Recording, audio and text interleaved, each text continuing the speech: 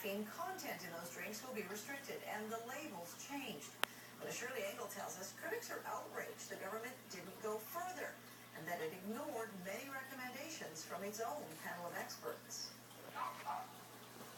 It's been nearly 4 years since Jim Shepard's 15-year-old son Brian collapsed at a paintball tournament, where Jim says free samples of Red Bull were being handed out. Though autopsy results were not conclusive, Jim remains convinced the energy drink contributed to his son's death. He's been lobbying for stricter rules ever since.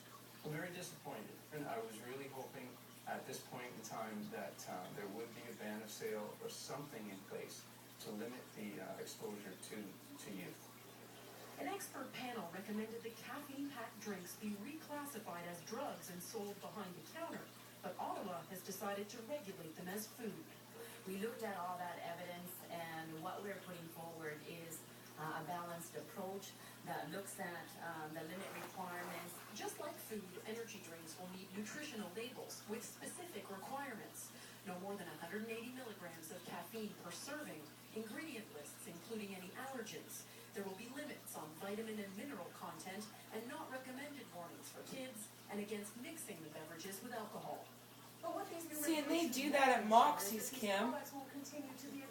They do Red Bull and whatever margaritas. Yeah. Samples at events, and many bars push sales of cocktails combining energy drinks and booze. This doctor calls the regulations a good first step. It's not that we would want to absolutely prohibit youth from using this, but that there are consequences of that and of the choices that youth tend to make, which are not always good health choices. The Canadian Beverage Association insists they follow marketing guidelines and their labels currently carry warnings and ingredients. It has about 208 milligrams of caffeine. Though at least a dozen products will need to be reformulated, this expert believes Ottawa bowed to industry. They set the caffeine limits in such a way that excuses most of the products that are already on the market. But perhaps the biggest obstacle, getting through to teens who will drink them regardless of what the label says.